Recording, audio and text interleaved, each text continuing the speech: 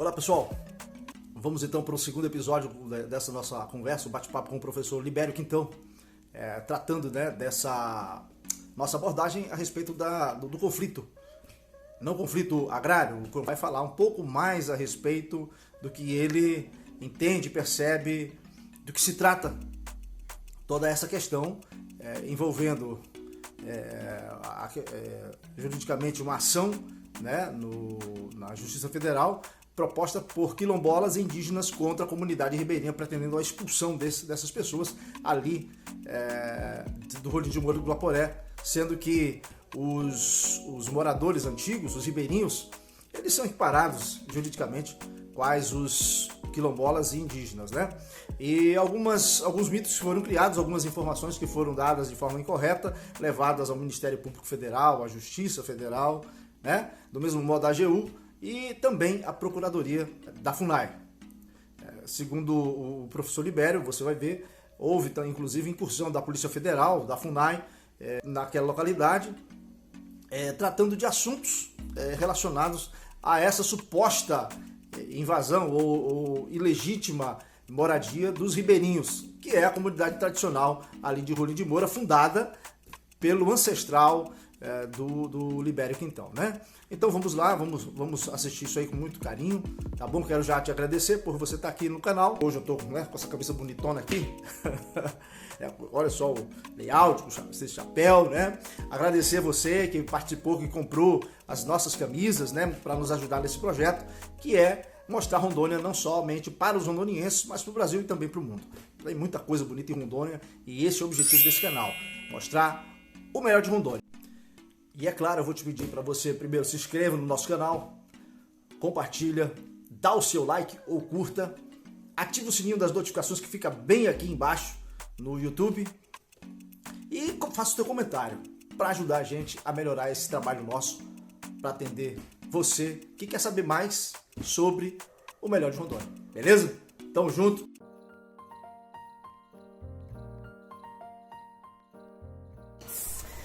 Pessoal, boa tarde. Eu estou aqui na comunidade, no distrito de Rolim de Moura, do Guaporé. Não é o Rolim de Moura lá da BR não, lá perto de Catual, viu gente? E aí eu estou tendo o privilégio de conhecer as raízes, né, da minha família. Meu avô morou a poucos quilômetros daqui, Aliança e Elegância, na verdade. E me contaram a respeito do Célio, né? O Célio Quintão. É nós mesmo. E o Célio é professor, né, de História, e ele tem um projeto bacana, né? Somos filhos daqui, e a gente veio conhecer de perto aqui esse projeto do Célio, né, Célio? E perguntar como é que é isso aqui, como é que é a tua luta aqui, porque me parece que há um conflito, inclusive, de interesses entre integrantes da comunidade relacionado aos quilombolas e aos indígenas, né, comunidades indígenas. Principalmente ONGs. Né? A gente sabe a potência que tem a ONG financeiramente, né? A gente sabe. O turismo aqui é só explorado na época que não tem chuva ou na época de chuva também? Não, ele é mais explorado no período do verão. Fecha dia 15 de novembro e abre a partir do dia 15 de março, né? Mas o potencial dele mesmo é a partir do mês quinzena de julho, né? Que aí já tem, é outro cenário que o Guaporé, que esse ambiente, a fauna, a flora, ela oferece para os visitantes. Rondônia tem uma história muito bonita, né? E que às vezes a pessoa fala, poxa, Rolim de Moura, do Guaporé, hoje eles falam, né, Porto Rolim, né? Até a gente não gosta muito, em base daquilo que é verídico. É real. É real, isso é. Assim como você falou que seu avô teve aqui na década de 40, né? Bem antes. No primeiro ciclo da borracha, né? Então, e a gente tem que resgatar essas histórias justamente para que as entidades que estão por trás dessa questão, o porquê transformar isso aqui numa demarcação, seja quilombola ou indígena, se realmente, de fato, era ou não era. Eu posso afirmar que a comunidade de Rolim de Moura do Guaporé, né, ela nunca foi estritamente indígena e ou nem quilombola. Dentro do contexto histórico, não. A história de qualquer lugar, de qualquer povo, grupo, está registrada, né? Está ali. E naquele período tinha uma doença que era um caos para todas as crianças, que era a paralisia infantil, e ela sabia lidar muito bem com isso, com conhecimento antes mesmo antes da ciência, né? A medicina estava tradicional, isso vinha aqui, né? E ela já tinha esse conhecimento da medicina alternativa, né? Então, e por parte também da minha avózinha, que é índia da Cordilheira, né? Eu tenho descendência também de índia, né? Cordilheira, você fala Cordilheira Inca? Não. Dos Anjos, né? Da Bolívia, isso né? Então ela é índia de Santa Cruz La Serra, né? Então, e pura mesmo, minha mescla, mãe, né, cara?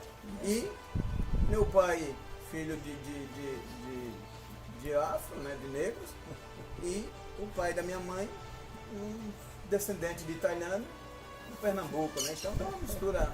Cara, e interessante conversar contigo, que é bom que a gente fale, você que busca a solução, inclusive o pessoal que é ligado ao Ministério Público Federal, à Justiça Federal, considerar não só o parecer, aliás, o que defende ou o que está por detrás de algumas defesas que as ONGs, as ONGs, né, dizem levantar bandeiras. Porque a gente vê claramente, o sério, são etnias diferentes que não se rivalizavam, ao contrário, buscavam formar uma comunidade sem essas implicâncias étnicas, né? Sim. E essa a grande questão que me preocupa, na verdade, é o que está por detrás desse jogo de interesse em usar o Ministério Público Federal ou a Justiça Federal para atingir interesse de quem? Isso é que me preocupa nessa nossa conversa, assim, em primeiro momento. Tá? E é muito preocupante, porque eu saí daqui, fiquei 28 anos sem vir aqui. E meu irmão sempre falava, rapaz, o carro chega lá, e eu ficava imaginando por onde que esse carro chega, né? Tão perto dali, que envolve alagadíssimo, né? Muito grande, envolve aqui da ilha, né? Então, aí eu retornando aqui, quando eu cheguei aqui e vi isso aqui, certo? Você está conectado através dessa alternativa tecnológica que ela nos oferece, né? Meus filhos estudam no outro estado, eu posso conversar com eles ao mesmo tempo, né? Minha netinha manda... Porque não existia antes, né? Então você imagina só, por que o filho nascia aqui? Porque não existia outra solução. Ou você nascia aqui, ou você passava... Tem história aí que pessoas nasceram dentro da canoa, que é o barquinho que nós utilizava, né? Não dava tempo de chegar num recurso onde tinha um recurso melhor.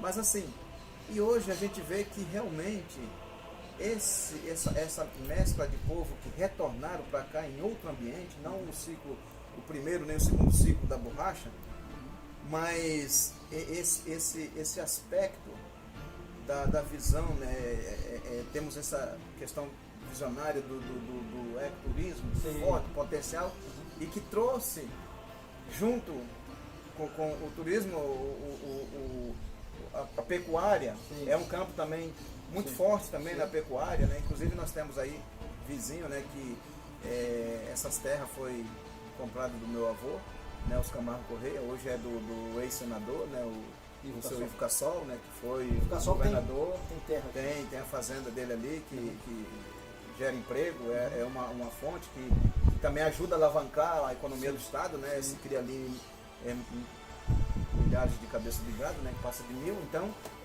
esse progresso, ele não pode parar por interesse de quem? Né? De um grupo. E por quê? Pois é, por que essa demanda pra quê, de ideias, né? Que restringe, quero deixar bem claro aqui, assim, aqui não existe, aqui não é uma área de conflito. Legal que você falou. Isso, aqui não foi existe estabelecido conflito agrário, né? Embora tem vindo alguma gente da PF aqui verificar, certificar, porque haja conflito. Não, aqui é uma comunidade de povos muito pacíficos. Se você disse que tem a gente da PF vindo aqui, alguém denunciou que teve conflito.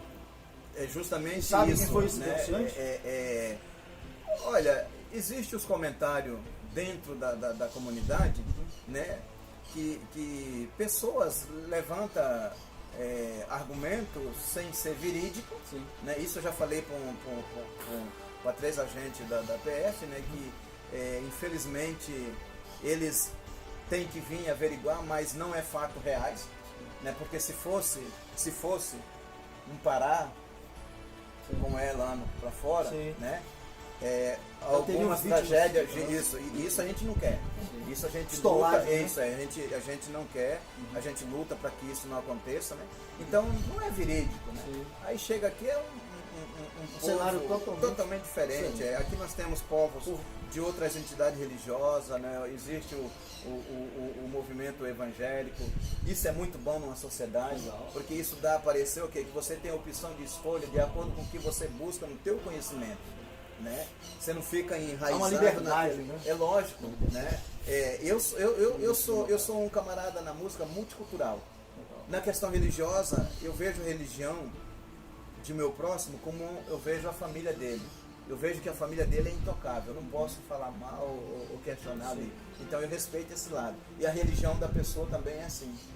Né? Ele não gosta que fala da religião dele. É a opção de escolha de quem ele deve acreditar, até que ponto ele pode acreditar.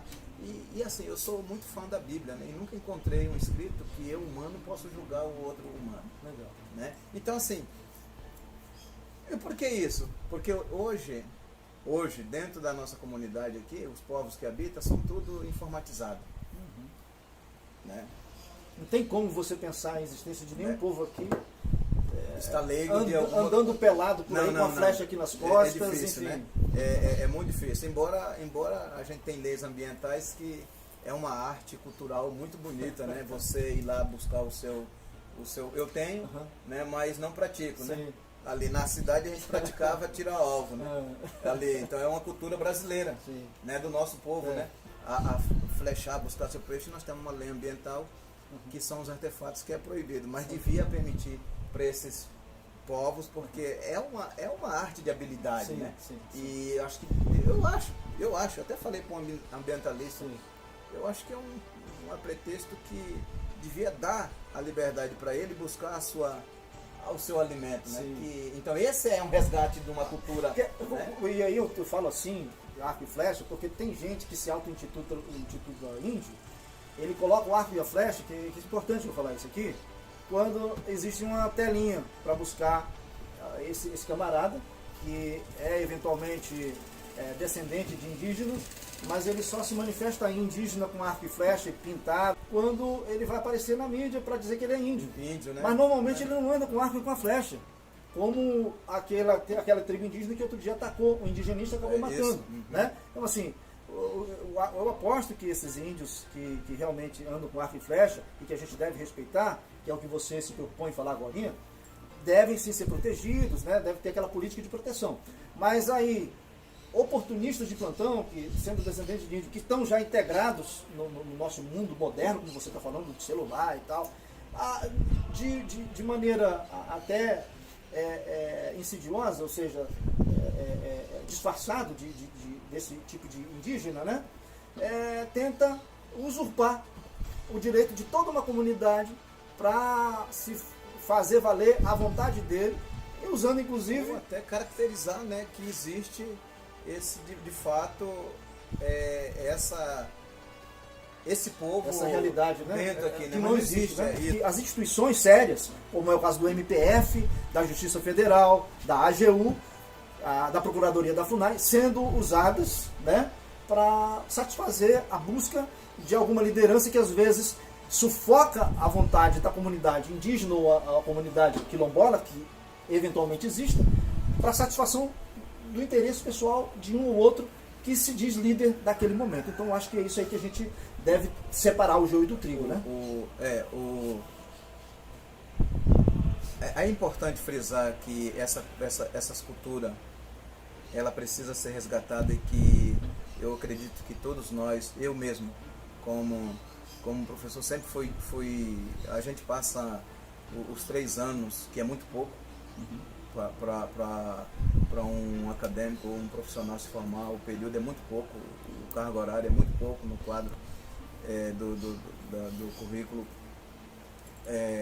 curricular, para se formar dentro desse estudo, desse contexto de cultura, né, de povos, de entidade, para a gente trazer para a nossa realidade, porque hoje, na verdade, está se perdendo as culturas tradicionais e hoje está se crescendo a cultura tecnológica.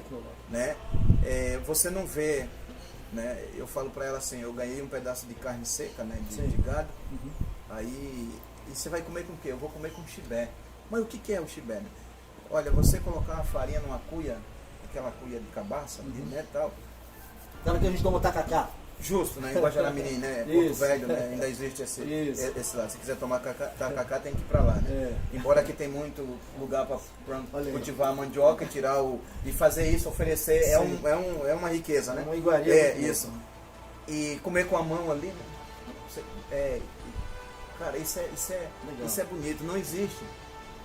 Então, a gente vê que a ideologia, né? A ideologia desse conflito de resgate, a gente quer que o povo respeite a nossa cultura, mas que cultura? A gente tem que saber qual é essa cultura. A gente aqui ainda não viu, né?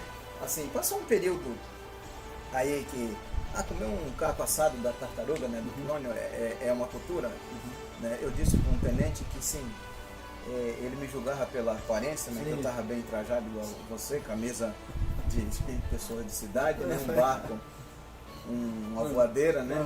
E tava bonito assim que nem eu. Você vê, não, talvez estava, né, bem elegante, né? Ali não quer confessar. E ele abordou a gente e da forma como a gente foi abordado, eles são muito educados, né? E a gente também sabe que eles estão fazendo o trabalho dele. Isso é muito bom para a nossa região quando o ambiental está trabalhando. Legal. Né? Porque há uma preocupação realmente, porque a gente não deixa o que era isso aqui 40 anos atrás não é hoje mais o que é hoje, né? A gente precisa ter ser consciente a esse respeito. E eu disse para ele, é necessário que eu tenha que colocar fogo num pedaço de árvore e ficar escavando com uma enxó e um pedaço de madeira para me identificar que eu sou um ribeirinho? Ou eu tenho que praticar minhas culturas tradicional aqui, comer isso aqui, tal, aí não, eu sou tal, a gente, falei, pois é, então a lei nos condena dessa forma. Eu não posso ter saído para estudar e ter um poder aquisitivo melhor e poder andar. Mais estendido, né? Por exemplo, não vai. Eu vou pro sítio com ela e ela fala, mas você vai pegar esses 2 peixes? Só esses 2 peixes. A gente foi criado assim, né? Eu tenho um freezer ali, mas se você abrir ali, você não vai encontrar peixe congelado, né? Por quê?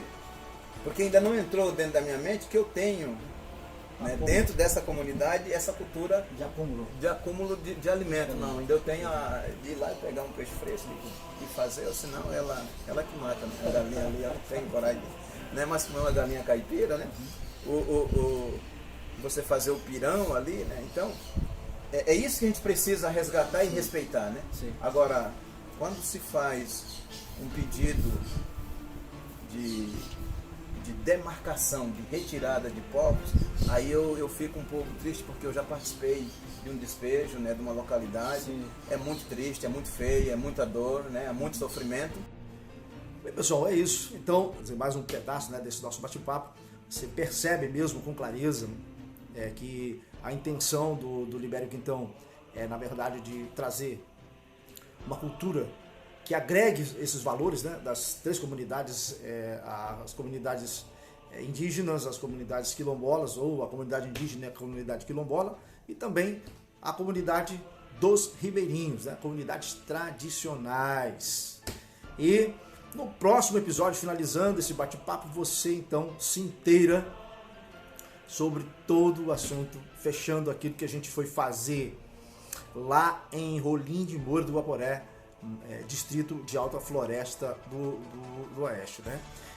Fazendo sentido assim, não de buscar o que a gente acabou descobrindo, mas fazendo sentido assim, de que nós somos levados até ali para conhecer mais a respeito disso e dentro desse contexto de descobrir, né, as belezas e riquezas naturais de Rondônia, conhecer mais e melhor a respeito dessas condições e do que estão passando ali os moradores, né, os ribeirinhos, diante desse conflito que traz muita angústia, a gente percebe, né? Muita angústia para aquele povo, para aquela comunidade. E tivemos o privilégio, graças a Deus, de estar ali como um canal para ouvir e para trazer para vocês essa história que eu não conhecia e nem imaginava, como eu disse para você no outro episódio, tá bom? Então, fique com Deus, até o próximo episódio, se Deus quiser. Tamo junto. Beijo!